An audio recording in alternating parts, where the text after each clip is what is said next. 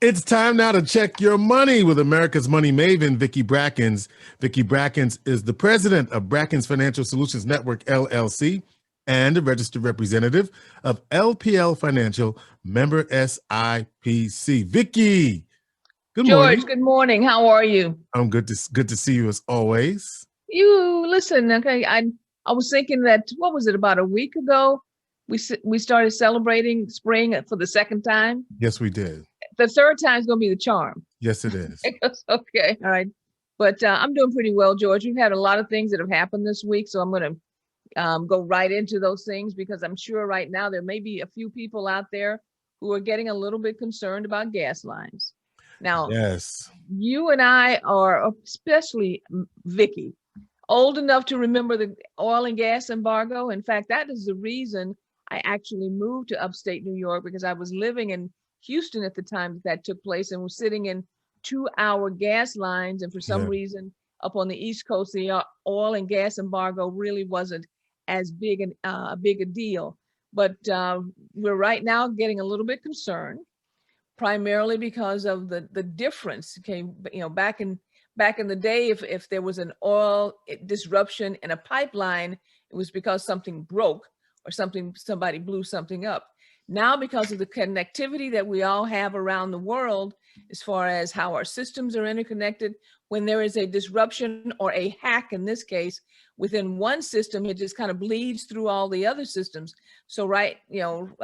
Can you stop though? Gas, I want you to stop, because just to remind people what exactly happened, because I think people are, I want to put some context on this. So sure, okay. This idea about gas prices are going up, and I can tell you that I was out this morning, Vicki, and the lines have started, but I was lucky because I got there early. So what exactly happened? Or maybe we should just say there was some sort of computer hack that caused... So let's go back, okay? Yeah. There was a computer hack in the Continental pipeline. So, you know, our computers control how gas is pumped, meaning from one end of the country throughout the system.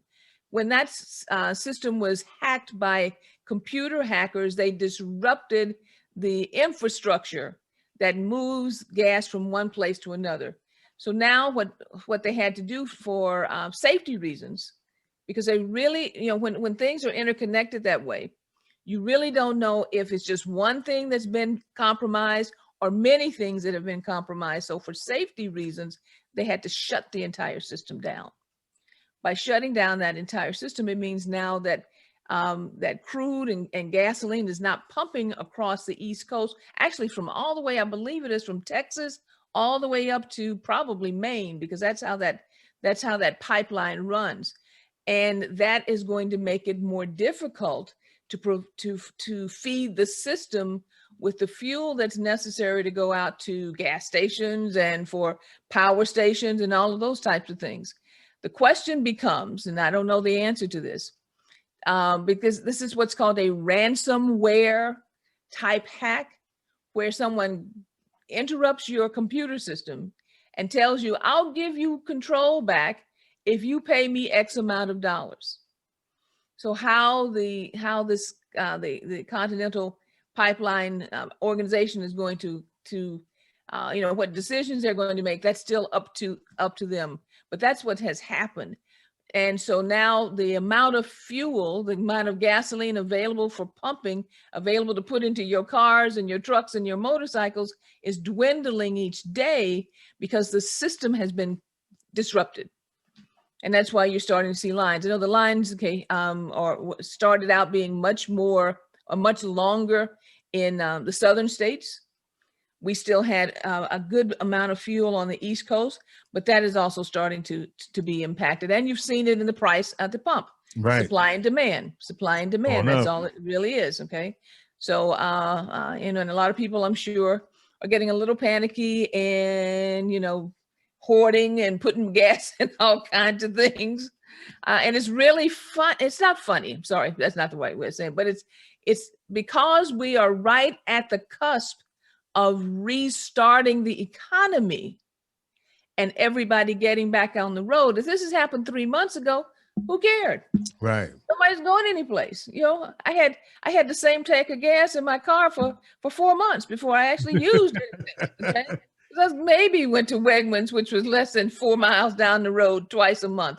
You know, so you weren't, the consumption issues were different. But right now we're restarting the economy, and because of that, the need for fuel was also increasing. So that's the context, George. Right. You know, the second thing that's happened this week is you're probably going to see or have seen some changes in what we call repositioning of the stock market, going from growth to value, tech, some larger tech sell-offs, more volatility. Okay, more volatility because we're looking for new leadership. And when we say new leadership, what's the next phase that's going to be the momentum phase within the economy and within the stock market itself? So those are the things that were high on the list, okay, as far as news this week. The next thing, though, the final thing, and I made this promise twice, and I'm going to make sure that I do it this week. A year ago, I made an announcement that we had formed a second company, and we never came back and actually discussed what that second company was and why we were doing it and what this really meant for Brackens Financial Solutions Network going forward. So let's go back. The second company is Heritage Financial Partners.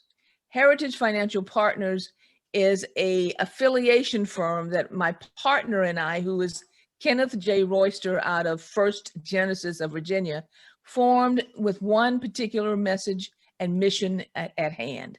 We've both been in the financial services industry now for 30 plus years. In fact, when we wrote the brochure and we put in there 60 plus years of experience, we went like, y'all are old.